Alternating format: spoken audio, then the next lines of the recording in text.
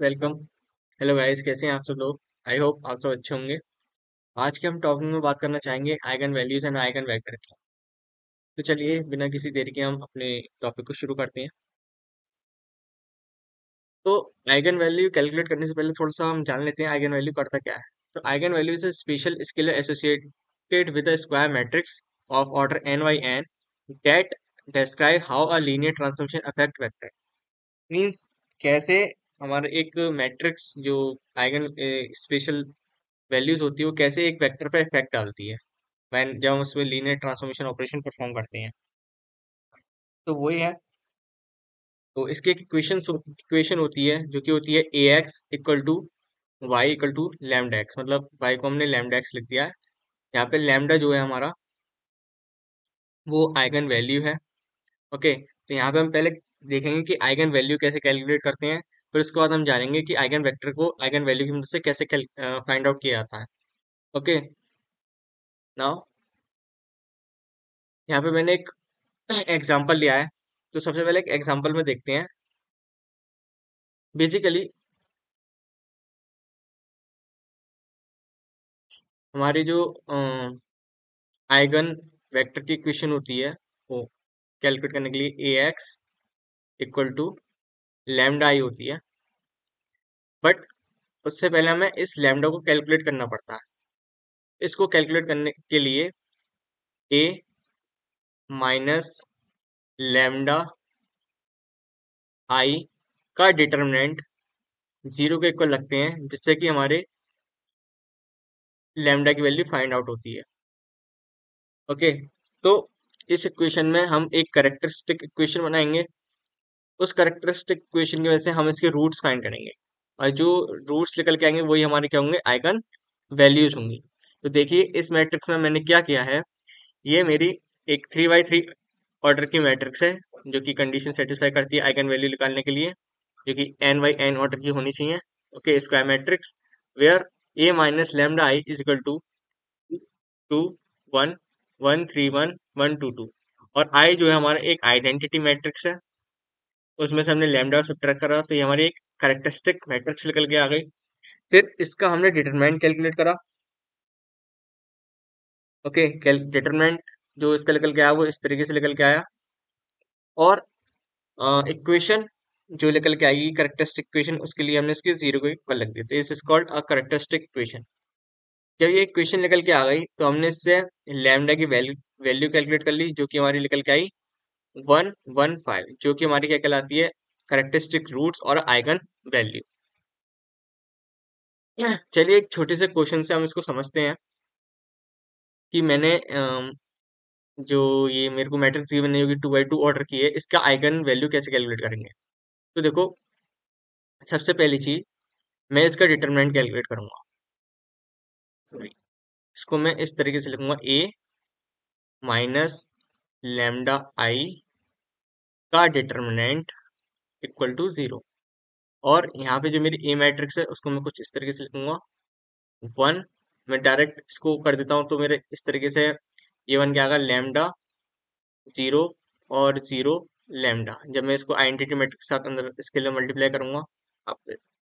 Okay, तो मेरा आएगा 1 माइनस लैम्डा, और यहाँ पे हो जाएगा 3, ये 4, ये 5 माइनस लैम्डा। ओके, अब जब मैं इसका डिटरमिनेंट निकालूंगा, क्या निकालूंगा, डिटरमिनेंट निकालूंगा। इसको रिमूव करते हैं, 1 मिनट। जब मैं इसका डिटरमिनेंट कैलकुलेट करूंगा और उसको रख दूंगा जीरो की तरफ, तो मेरी कैरेक्टरिस्टिक इक्वेशन निकल के आएगी, जो कि निकल के आई ये 1 minus lambda 5 minus lambda minus के 12 इज इक्वल टू जीरो। जो कि मेरी इक्वेशन बन के आएगी कुछ इस तरीके से, lambda square -6 lambda +7, sorry -7 is equal to zero. तो ये मेरी क्या निकल के आ गई, करेक्टरिस्टिक इक्वेशन आ गया। करेक्टरिस्टिक इक्वेशन की मदद से मैं इसके रूट कैलकुलेट करूंगा। 7 के ऐसे फैक्टर से माइनस करके 6 आया है, तो क्या हो सकते हैं? 7 वन जा 7, यस।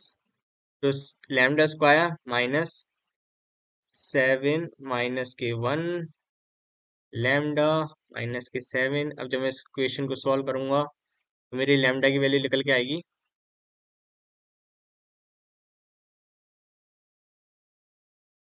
क्या निकल के आएगी? 7 और माइनस के 1। तो मेरी लैम्डा की दो वैल्यू निकल के आएंगी। ये मेरे क्या कहलाएगा? Eigen value. ओके। अगर आप इसको एक तरीके से और निकाल सकते हैं आइगन वैल्यू को, सॉरी, इसकी करेक्टरिस्टिक इक्वेशन को, जो कि ये बन के आएगी, लास्ट में ये बन के आएगा लैम्डा ए। हाँ, इसको कैसे कैलकुलेट कर सकते हैं? एक ट्रिक है इसको कैलकुलेट करने की। तो उसको आप लिख सकते हैं lambda square minus trace of A plus determinant of A. यहाँ पे लिख दी lambda plus determinant of A is equal to 0। अगर आप ये वाली जो इक्वेशन है करेक्टरिस्टिक इक्वेशन, उसको 2/2 के लिए लाना चाहते हैं, तो आप ये मेथड, उसका फॉर्मूले का यूज कर सकते हैं, lambda square minus trace of A lambda plus determinant of A. जैसे कि यहाँ पे आप लिख सकते हैं lambda square trace of A क्या होता है? Sum of six diagonal minus 6 lambda. Okay. Plus determinant कैसे क्या कैलकुलेट आएगा इसका? 5 वन जा 5 माइनस 12, 5 माइनस 12 माइनस के 7 इज इक्वल टू 0। तो आप देख सकते हैं ये और ये दोनों इक्वल ही हैं। तो आप इस तरीके से भी कैलकुलेट कर सकते हैं और इस तरीके से भी कैलकुलेट कर सकते हैं करेक्टरिस्टिक इक्वेशन को। या कि करेक्टरिस्टिक इक्वेशन निकल के आएगी तो वहां से आपका आइगन वैल्यू भी कैलकुलेट हो जाएगा। अब बात करते हैं इसकी कुछ प्रॉपर्टीज की। तो जैसे कि आप देख सकते हैं कि N E square matrix A and it's transpose A, मतलब अगर कोई भी अगर कोई मैट्रिक्स दे रखी है, अगर उसका हम ट्रांसपोज कर देते हैं तो उसके आइगन वैल्यू पे कोई इफेक्ट नहीं पड़ेगा। ओके। और दूसरी चीज, अगर आपने नोटिस की हो ऊपर वाले क्वेश्चन में, ओके, अगर आप इसका सम करते हैं 6 आता है। ओके, 7 प्लस 1 माइनस के 1, तो ये प्लस का 6 आता है। अगर आप इसकी डायगोनल को, मतलब इसका ट्रेस जो देखोगे, ट्रेस जब आप कैलकुलेट करोगे तो वो भी 6 के इक्वल आएगा। ओके। अगर आप इसका डिटर्मिनेंट कैलकुलेट करोगे, डिटर्मिनेंट ऑफ ए जो हमने निकाला था माइनस के 7, वो आइगन वैल्यू की प्रोडक्ट के इक्वल होगा। मतलब इन दोनों के अगर आप मल्टीप्लाई कराते हो 7 इंटू -1, तो माइनस के ही 7 आएगा। तो इस तरीके से भी आप पहचान सकते हो, डिटरमाइन कर सकते हो। तो यहाँ लिखा है the sum of the eigen value of the matrix is equal to the trace of a matrix. The product of the eigen value of a matrix A is equal to the determinant of matrix A. So अगर आप किसी भी eigen, जैसे कि अगर आपकी matrix में कोई चेंज कर दिया जाता है, किसी स्केलर के साथ मल्टीप्लाई कर दी जाती है, ओके, तो उसके जो आइगन वैल्यूज हैं, उसके उस जो हमारा रिजल्ट आया उसके साथ वो स्केलर की मल्टीप्लाई भी हो जाती है। अगर आप उसकी पावर एम करते हैं, मतलब कुछ भी उसकी पावर दें, तो वही सेम चीज आइगन वैल्यू में चेंज हो जाती है। अगर आप उसका इनवर्स निकालते हैं तो उसका इनवर्स भी उसके अपॉन में आ जाता है। तो इस टाइप से कुछ प्रॉपर्टीज होती हैं आइगन वैल्यूज की, जो आपको याद रखनी होंगी, काफी इजी होती हैं, क्योंकि ये काम भी आती है कभी हम जब कैलकुलेशन करते हैं तो। अब बात करते हैं हम आगे की आइगन वेक्टर्स की।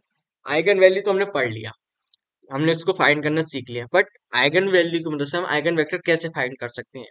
तो यहाँ पे लिखा है the corresponding of each character root lambda, मतलब हर एक आइगन वैल्यू, मतलब हर एक लैम्डा के लिए we have to corresponding non zero vector x. उसके लिए हमारा एक वेक्टर निकल गया है जिसको हम बोलते हैं eigen vector. Okay. Corresponding to the, मतलब हर एक लैम्डा के लिए एक वेक्टर निकल के आएगा। अगर आपके पास 3 लैम्डा है, मतलब आपके पास लैम्डा की 3 वैल्यू है, तो हमारे आइगन वेक्टर भी 3 कैलकुलेट होंगे। हमारे आइगन वैल्यू भी 3 कैलकुलेट होंगे। अब क्या करना है, आइगन वेक्टर कैलकुलेट करने के लिए आपके पास एक इक्वेशन होती है A x equal to lambda x. अगर आप इसको थोड़ा सिंप्लीफाई करोगे तो ये कुछ इस तरीके से दिखेगी। ओके, तो इस क्वेश्चन में जो आपको ऊपर दिख रहा है, find the eigen value and eigen vector, पहले तो हम इसकी आइगन वैल्यू निकालते हैं, फिर उससे आइगन वेक्टर निकालेंगे। तो इससे, और हाँ, मैं एक चीज और बता देता हूँ, ये एक अपर ट्रायंगुलर मैट्रिक्स है। ओके, ये एक अपर ट्रायंगुलर मैट्रिक्स है, तो इसके जो डायगोनल होते हैं, जो इसके डायगोनल होते हैं, वही हमारी आइगन वैल्यूज होती हैं। ओके, वही हमारी आइगन वैल्यूज होती हैं।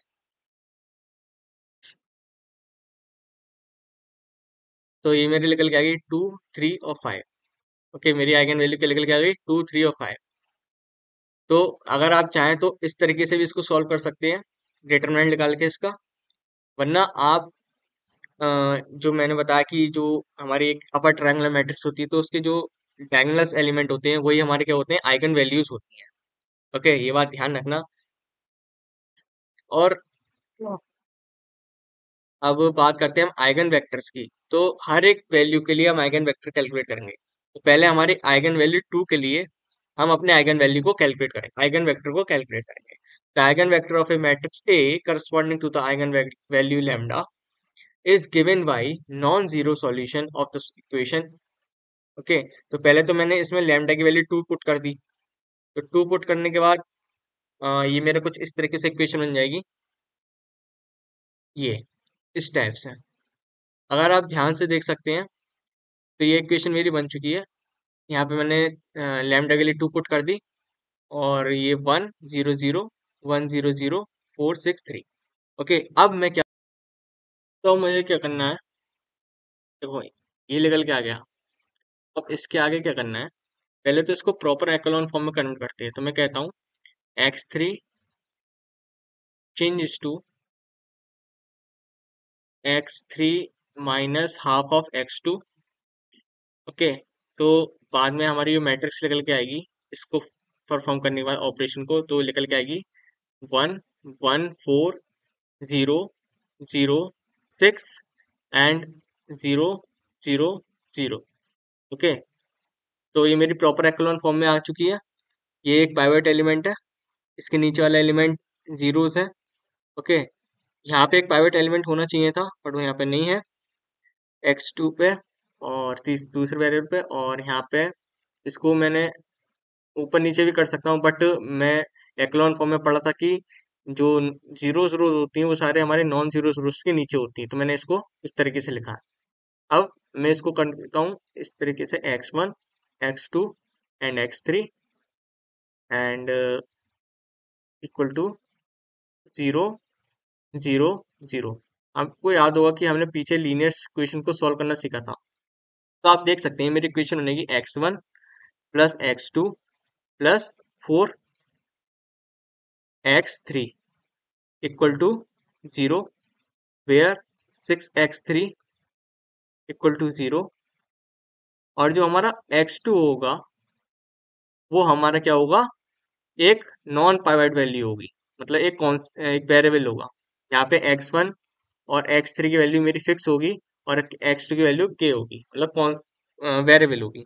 यहाँ पे एक देख सकते हैं कि ये पहला पाइवट एलिमेंट, ओके, इसके नीचे वाले जीरो, तो एक x1 की वैल्यू हमारी क्या हो गई, फिक्स्ड, और यहाँ पे नहीं है, तो इसको मैं क्या लिया, कांस्टेंट होगी। और x3 की वैल्यू हमारी वेरिएबल, जिसकी वैल्यू निकल के आएगी 0। ओके, तो x3 यहाँ पे 0 आ गया, तो मैं x2 की वैल्यू मान लिया है, मैं यहाँ पे पुट कर देता हूँ 1। ठीक है, तो अगर मैं यहाँ पे x2 की वैल्यू 1 पुट करूंगा, तो मेरी x1 की वैल्यू निकल के आएगी, ये 0 हो जाएगा, तो मेरी x1 की वैल्यू आएगी -1। तो मेरा आइगन वेक्टर जो निकल के आएगा corresponding to the eigen value lambda equal to 2, और लैम्डा इक्वल टू 2, मेरा जो आइगन वेक्टर निकल के आएगा वो निकल के आएगा -1, 1, सॉरी 1 और 0। ओके, सिमिलरली हम x3 के लिए कैलकुलेट कर लेंगे, lambda equal to x sorry lambda equal to 3 के लिए आइगन वेक्टर कैलकुलेट करेंगे, लैम्डा इक्वल टू 5 के लिए भी हम आइगन वेक्टर कैलकुलेट कर लेंगे। ओके, मैंने ऊपर भी एक क्वेश्चन कराया था, उसके लिए भी मैं एक आइगन वेक्टर निकाल के आपको दिखा देता हूँ किस तरीके से आइगन वेक्टर कैलकुलेट होगा। ओके। तो यहाँ पे मेरी जो आइगन वैल्यूज निकल के आए थे वो निकल के आई थी -7 और 1। वो 7 और -1 किस मैट्रिक्स के लिए, इसके लिए। तो मैं यहाँ पे कैलकुलेट करके दिखाता हूँ आपको। A minus lambda I of x is equal to 0 when A हमारा क्या था, 4 1 3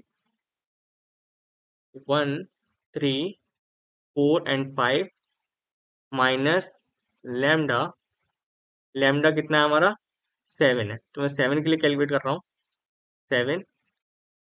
और ये identity 1 0 0 1 is equal to x1 and x2, क्योंकि 2 by 2 की मैट्रिक्स है, and equals to 0 0। Okay, now we have solve this. तो आखिर में हमें ये मिलेगा -6 3 4 -2 इस तरीके से। अब ये मेरे पास आ चुका है। अब मैं इसको रो रिड्यूसिंग एक्लॉन फॉर्म में कन्वर्ट करूंगा, या आप इसको एक्लॉन फॉर्म में कन्वर्ट करके भी सॉल्व कर सकते हैं। तो मुझे क्या करना है, तो मैं इसमें क्या करूंगा, इसके नीचे वाला जो एलिमेंट है उसको 0 बना दूंगा। मीन्स इसको मैं 0 बना दूंगा। तो मैं इसको 0 कैसे बना सकता हूँ, एलिमेंट्री ऑपरेशन का परफॉर्म करके। मैं R2 में चेंज करना चाहता हूँ।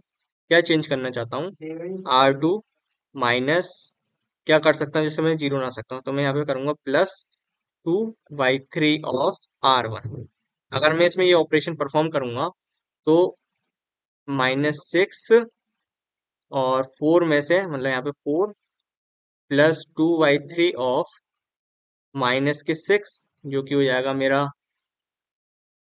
कट जाएगा -2 टाइम्स, तो ये -4 मतलब 0 आ जाएगा। सिमिलरली अगर मैं यहाँ पे पुट करूंगा ये वैल्यू, तो ये मेरी 3 आएगी, और ये मेरा आएगा, ये तो रो 1 में कोई इफेक्ट नहीं डालेगा, रो 2 में भी 0 हो जाएगा। मीन्स मैं ये कह सकता हूँ मेरी जो इक्वेशन 1 की आएगी वो कुछ इस तरीके से निकल के आएगी। इसको मैं प्रॉपर लिख लेता हूँ, या तो मेरी इक्वेशन क्या निकल के आएगी, -6x1 +6x3x2 is equal to 0। और ये मैं लिख सकता हूँ कुछ इस तरीके से, 3 sorry -6x1 equal to -3x2, and इसको मैं काट देता हूँ, तो ये मेरा आएगा x1 equal to half of x2। Okay, और मेरी x2 की वैल्यू जो आएगी वो एक कांस्टेंट आएगी। क्यों, क्योंकि आप देख सकते हैं ये मेरा एक पाइवट एलिमेंट है, ठीक है। और नॉन पाइवट एलिमेंट क्या हो गया, मतलब x1 हमारे पाइवट है, मतलब इसकी वैल्यू क्या होगी, फिक्स होगी, एक फिक्स वैल्यू निकल के आएगी। और जो x2 की वैल्यू निकल के आएगी वो एक वेरिएबल होगा, मतलब उसकी वैल्यू हम चेंज कर सकते हैं, सही है। तो x2 हमारा क्या है, नॉन पाइवट एलिमेंट, तो ये वेरिएबल होगा, ये कांस्टेंट नहीं होगा, मतलब इसकी वैल्यू हम चेंज कर सकते हैं। तो x2 की वैल्यू में क्या डालूं, मान लो मैं यहाँ पे 2 डाल देता हूँ, मैं क्या डाल देता हूँ, 2 डाल देता हूँ, तो मेरी x1 की वैल्यू क्या निकल के आएगी, 1 निकल के आएगी। तो मैं कह सकता हूँ मेरा लैम्डा इक्वल टू 7 के लिए मेरे जो आइगन वेक्टर निकल के आया है वो निकल के आया है 1 और 2। ये मेरा आइगन वेक्टर निकल के आया है। ओके, सिमिलरली आप लैम्डा इक्वल टू -1 के लिए कैलकुलेट कर सकते हो। ओके, सिमिलरली आपको लैम्डा इक्वल टू -1 के लिए कैलकुलेट करना है, और उसकी वैल्यू जो निकल के आएगी वो -3 और 2 आएगी। ओके, सो ये आपको I hope eigen value eigen vector समझ में आया होगा। कुछ प्रॉपर्टीज देख लेते हैं आइगन वेक्टर की क्या होती हैं। सिंपली वही प्रॉपर्टीज हैं कि the eigen vector x of a matrix A is not unique, ठीक है, यूनिक नहीं होती, कभी कभी अलग भी आ जाती हैं, डिस्टिंक्ट भी आ जाती हैं। अलग अलग आइगन वेक्टर वैल्यूज के लिए हमारा आइगन वेक्टर अलग अलग ही कैलकुलेट होता है, ठीक है। If two or more eigenvalues are equal, may or may not be possible to linearly independent eigenvector are corresponding root equal। मतलब अगर आपके पास लैम्डा की वैल्यू सेम आ जाती है, मतलब lambda equal to one one आ जाता है, तो दोनों के लिए क्या पता अलग अलग वैल्यू आए या नहीं आए, ठीक है। तो अलग अलग वैल्यूज भी आ सकती हैं, नहीं भी आ सकती हैं, अलग अलग कैलकुलेट करते हैं eigen vector. Okay, two eigen vectors x1 and x2 are orthogonal vector. Okay, ये तो नाउ अब मैं कहता हूँ कि अगर आपको जो आपकी वेक्टर है, जो अब अभी हमने कैलकुलेटर की, अगर मैं उसमें वन वैल्यू पुट करता तो मेरा हाफ और वन आता, तो मैं उसको एक प्रॉपर नॉर्मल फॉर्म में लिखना चाहता हूँ, तो इस वजह से मैंने उसको उसको फ्रैक्शन फॉर्म किया गया, इस फॉर्म में कन्वर्ट करा, ठीक है। तो उसको आप फ्रैक्शन की जगह नॉर्मल फॉर्म में लिख सकते हैं। आई होप आपको ये वीडियो अच्छी लगी हो। अगर आपको ये वीडियो अच्छी लगी हो तो यार चैनल को कर देना सब्सक्राइब और बेल आइकन कर देना प्रेस। थैंक यू, तब तक के लिए बाय बाय।